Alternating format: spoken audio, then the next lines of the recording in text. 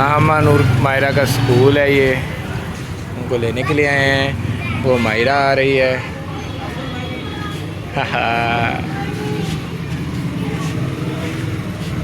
माहम कितने आ? माहम कितने आ? माहम कितने आ? हैं? इधर हो जा, इधर हो जा। उधर साइड ते खड़े हो, मैं गड्डी लैके आना, उधर साइड ते खड़े हो।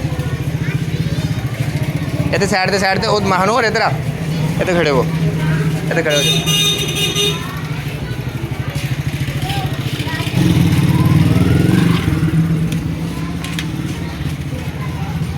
माहम इधर आ।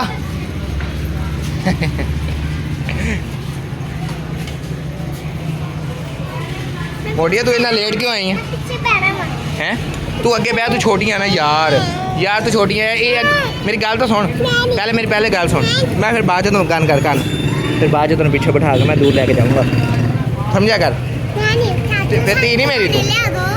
अच्छा अज फिलहाल अगे बह जा, बाद पीछे बह जा यार। माहम चल, माहम तू अगे आ जा। एक गंदी बच्ची गल ही नहीं मानती। दूसरा पैर रख, दूसरा चढ़, ध्यान नाल। आराम नाल, आराम नाल, आराम नाल, आराम नाल। बह गई है? बैग उतार, अपना बैग उतार।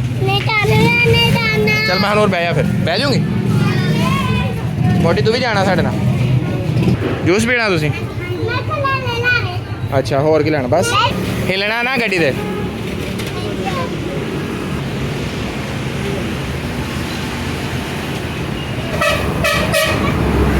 हुण तुसी जूस केड़ा पीना? मैं नैसले दा। अच्छा तुसी फिलहाल घर जाना जूस पी के, तंग नहीं करना मैनू। हाले घर जाना जूस पी के, फिर बाद चों जो मैं जाऊँगा फिर ले आऊँगा। नहीं मैं इन्ने बड़े आभार।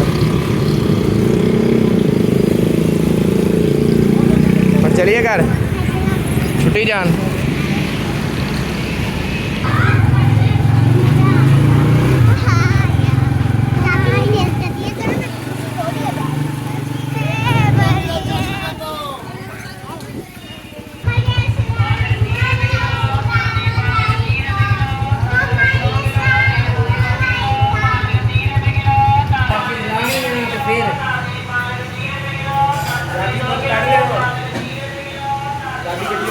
लगी